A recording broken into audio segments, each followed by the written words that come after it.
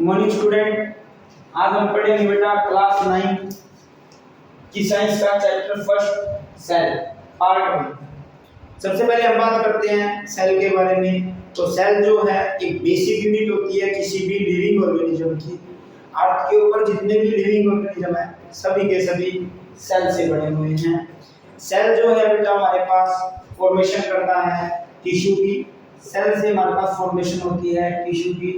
Tissue से बनता है ऑर्गन, ऑर्गन से बनता है बेटा ऑर्गन सिस्टम, और ऑर्गन सिस्टम से हमारे पास फॉर्मेशन होती है ऑर्गेनिज्म की। अब ग्रुप ऑफ सेल जो होगा वो हमारे पास फॉर्मेशन करता है टिश्यू की। ग्रुप ऑफ टिश्यू जो है फॉर्मेशन करता है ऑर्गन की। ग्रुप ऑफ ऑर्गन जो है वो फॉर्मेशन करता है ऑर्गेनिज्म ऑर्गन सिस्टम के। ग्रुप ऑफ ऑर्गन सिस्टम जो है फॉर्मेशन करता है हमारे पास ऑर्गेनिज्म। सेल की अगर बात की जाए तो सेल को डिस्कस किया था बेटा रॉबर्ट हुक ने किया था 1665 के अंदर। रॉबर्ट हुक के द्वारा सेल को डिस्कवर किया गया था। सबसे पहले सेल को डिस्कवर किया गया था रॉबर्ट हुक के द्वारा 1665 के अंदर। अब अगर मैं बात करूं सेल के टाइप्स की, तो सेल जो है बेटा 2 टाइप्स के होते हैं। एक तो हमारे पास आता है बेटा प्रोकैरियोटिक, एक हमारे पास आता है यूकैरियोटिक। प्रोकैरियोटिक सेल वो सेल होता है बेटा जिसके अंदर हमारे पास न्यूक्लियस मेम्ब्रेन जो है, मेम्ब्रेन जो है वो वेल डिफाइंड नहीं है। Nuclear membrane not well defined, वो हमारे पास प्रोकैरियोटिक होते हैं। इसका अगर एग्जांपल देखा जाए तो एग्जांपल जो है हमारे पास वो आता है बेटा बैक्टीरिया। बैक्टीरिया के जो सेल होते हैं वो हमारे पास उनके अंदर न्यूक्लियस मेम्ब्रेन जो है वेल डिफाइंड नहीं होती, इसलिए वो प्रोकैरियोटिक होते हैं। और बैक्टीरिया का जो सेल है बेटा वो यूनिसेलुलर होता है, मतलब ये जो बॉडी है यूनिसेलुलर होती है। यूकैरियोट की अगर बात की जाए तो इनके अंदर न्यूक्लियस मेम्ब्रेन जो होती है वो वेल डिफाइंड, न्यूक्लियस मेम्ब्रेन जो होती है वो वेल डिफाइंड होती है। वेल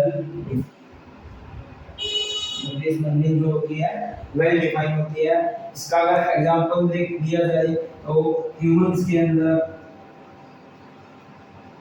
एनिमल के अंदर इनके अंदर न्यूक्लियस मेम्ब्रेन जो होती है वेल डिफाइंड होती है। वो हमारे पास प्रोकैरियोटिक यूकैरियोटिक होता है। प्रोकैरियोटिक वो होता है जिनके अंदर न्यूक्लियस मेम्ब्रेन वेल डिफाइंड नहीं होती। एग्जांपल के तौर पे बैक्टीरिया। और यूकैरियोटिक वो होता है जिनके अंदर न्यूक्लियस मेम्ब्रेन जो है वो वेल डिफाइंड पाई जाती है। एग्जांपल के तौर पे ह्यूमन एंड एनिमल्स। अब हम बात करते हैं बेटा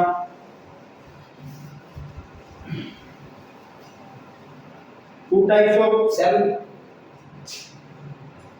अदर 2 टाइप्स और होते हैं बेटा इसके। एक तो होता है हमारे पास multi cellular organism, on the basis of organism की बॉडी के बेस पे multi cellular and unicellular. Multi cellular organism वो ऑर्गेनिज्म होता है जहां कोई भी बॉडी है, लिविंग बॉडी है, मोर देन 1 सेल से बनी है। The organism which is made up of more than 1 cell।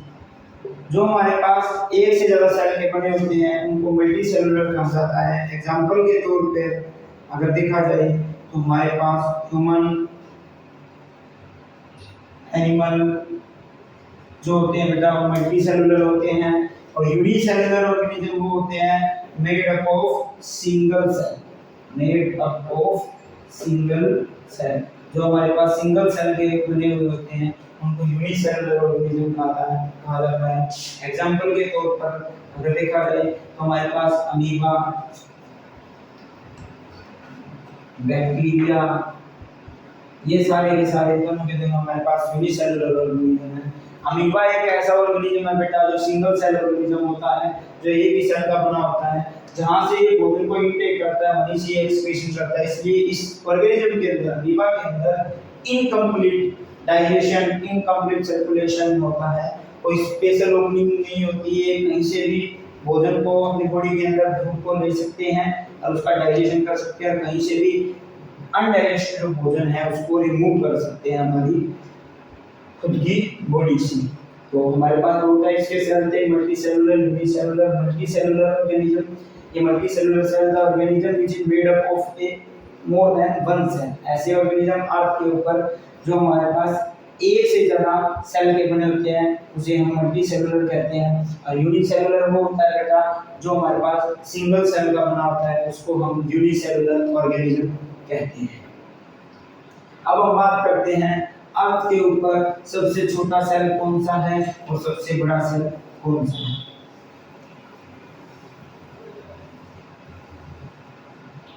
Smallest cell जो है बेटा अर्थ के ऊपर वो है बेटा PPLO। इसका दूसरा नाम होता है माइकोप्लाज्म। PPLO की फुल फॉर्म होती है, पूरा नाम होता है pleuro pneumonia like organism. Pleuro pneumonia like organism जो होता है बेटा वो PPLO होता है, जिसका सेकंड नेम होता है माइकोप्लाज्म। अपनी अर्थ के ऊपर सबसे स्मॉलेस्ट सेल जो है PPLO है। जो ये बेटा माइकोप्लाज्म जो है ये विदाउट ऑक्सीजन सर्वाइव कर सकता है। विदाउट ऑक्सीजन क्या कर सकता है, सर्वाइव कर सकता है। सेकंड लार्जेस्ट सेल जो है अर्थ के ऊपर वो है बेटा एग ऑफ ऑस्ट्रिच।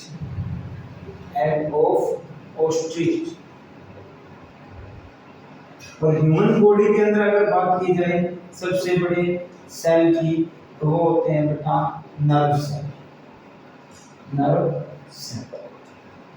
सबसे स्मॉलेस्ट सेल है उसके ऊपर PPLO, सबसे लार्जेस्ट सेल है एग ऑफ ऑस्ट्रिच।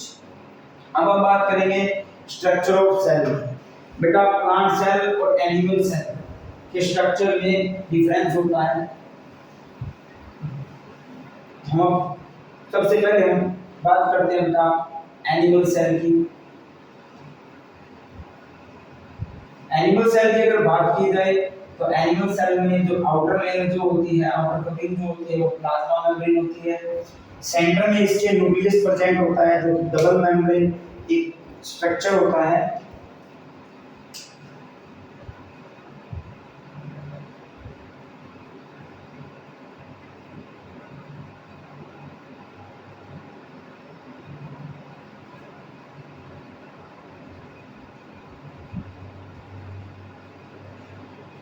ये जो मैंने स्ट्रक्चर बनाया बेटा ये हमारे पास होता है न्यूक्लियस। न्यूक्लियस जो है डबल मेम्ब्रेन स्ट्रक्चर होता है। न्यूक्लियस के आउटर सरफेस के ऊपर एंडोप्लाज्मिक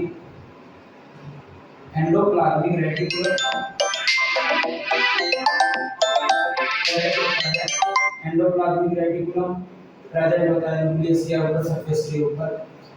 दूसरा एनिमल सेल के अंदर हमारे पास माइटोकॉन्ड्रिया प्रेजेंट होता है। माइटोकॉन्ड्रिया जिसको हमारे सेल के अंदर, हमारी बॉडी के अंदर पावर हाउस ऑफ सेल कहा जाता है।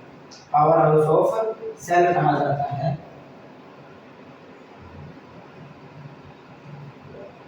वो हम आगे बात करेंगे बेटा पावर हाउस ऑफ सेल क्यों कहा जाता है माइटोकॉन्ड्रिया को। इसके अलावा endoplasmic reticulum outer surface of nucleus का जो आउटर सरफेस होता है उस पे प्रेजेंट होता है। उसका भी रीजन बताया जाएगा आपको कि एंडोप्लाज्मिक रेटिकुलम न्यूक्लियस के आउटर सरफेस पे क्यों प्रेजेंट होता है। ये हमारे पास होती है गोल्जी बॉडी या गोल्जी कॉम्प्लेक्स कहा जाता है जिसको। ये हमारे एंडोप्लाज्मिक रेटिकुलम के बिल्कुल नजदीक होते हैं। इसका भी रीजन बताया जाएगा क्यों ये इसके पास होते हैं। इसके अलावा एक सेल के अंदर, एनिमल सेल के अंदर लाइसोसोम्स प्रेजेंट होते हैं, वैक्यूल्स प्रेजेंट होते हैं। वैक्यूल के साथ साथ यहाँ पर बेटा हमारे पास प्रोटीन फैक्ट्री भी प्रेजेंट होती है जिसको कहा जाता है राइबोसोम्स।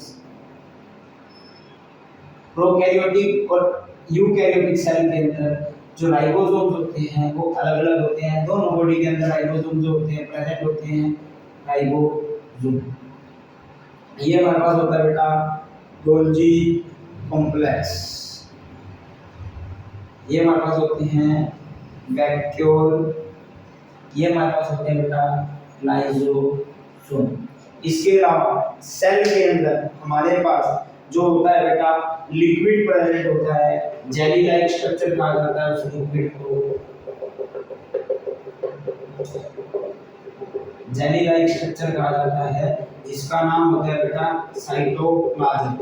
और ये जितने भी सेल ऑर्गेनल मैंने लिखे हैं, nucleus, mitochondria, lysosomes, ribosome, endoplasm, reticulum, Golgi complex, vacuole, ये सभी के सभी साइटोप्लाज्म के अंदर प्रेजेंट होते हैं। साइटोप्लाज्म जो है सेल के अंदर लिक्विड होता है, उसको साइटोप्लाज्म कहा जाता है। ये था बेटा आपका एनिमल सेल, एनिमल सेल। अब इसी स्ट्रक्चर के अंदर हम प्लांट सेल को समझते हैं। जो हमारे पास बेटा प्लांट सेल होता है उसके अंदर दो मेन डिफरेंस होते हैं, जिसके कारण आप पहचान सकते हो कि प्लांट सेल और एनिमल सेल में क्या डिफरेंस होता है। प्लांट सेल जो होता है बेटा उसके अंदर सेल वॉल प्रेजेंट होती है। प्लांट सेल जो होगा, प्लांट सेल जो होता है उसके अंदर बेटा सेल वॉल प्रेजेंट होती है, लेकिन एनिमल सेल के अंदर सेल वॉल नहीं होती। सेकंड पॉइंट जो आता है प्लांट सेल के अंदर क्लोरोप्लास्ट प्रेजेंट होता है, क्लोरोप्लास्ट प्रेजेंट होता है। एनिमल सेल के अंदर क्लोरोप्लास्ट नहीं होता। क्लोरोप्लास्ट जो है बेटा एक सेल ऑर्गेनल है, सेल ऑर्गेनल है जो जिसके अंदर एक पिगमेंट प्रेजेंट होता है क्लोरोफिल, क्लोरोफिल। और ये जो पिगमेंट है इसी के कारण प्लांट के अंदर जो लीव्स का कलर जो होता है ग्रीन होता है, प्लांट का कलर ग्रीन होता है, वो इस क्लोरोफिल के कारण होता है।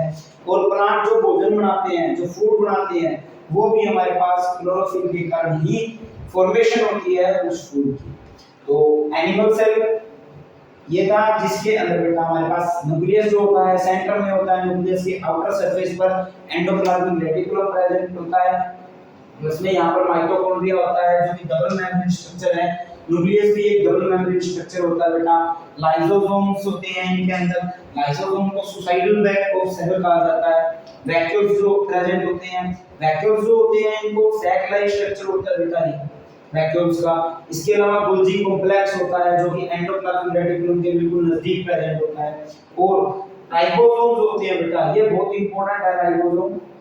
और सेल के अंदर जो लिक्विड होता है, जो लिक्विड फॉर्म, जेली फॉर्म जो होती है, उसको हम साइटोप्लाज्म कहा जाता है, उसको हम साइटोप्लाज्म के नाम से जानते हैं। अब हम बात करते हैं बेटा फंक्शन ऑफ सेल। सेल के फंक्शन के बारे में बात करते हैं।